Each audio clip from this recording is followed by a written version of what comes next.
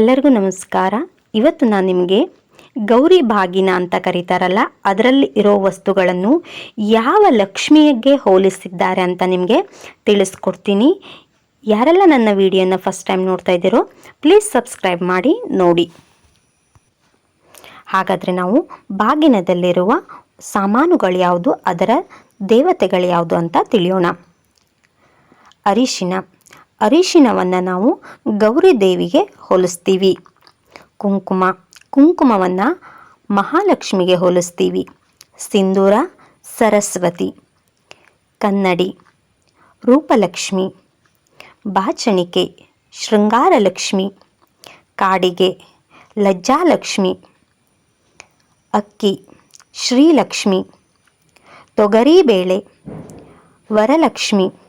ಉದ್ದಿನಬೇಳೆ ಸಿದ್ಧಲಕ್ಷ್ಮಿ.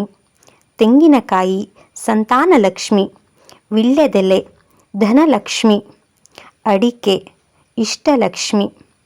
ಫಲ ಜ್ಞಾನಲಕ್ಷ್ಮಿ. ಬೆಲ್ಲ ರಸಲಕ್ಷ್ಮಿ. ವಸ್ತ್ರಲಕ್ಷ್ಮಿ.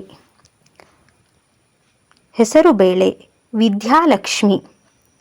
ಈ ವಿಡಿಯೋ ನಿಮಗೆ ಇಷ್ಟ ಆದಲ್ಲಿ ಲೈಕ್, ಕಾಮೆಂಟ್, ಶೇರ್ ಮಾಡಿ. Thank you.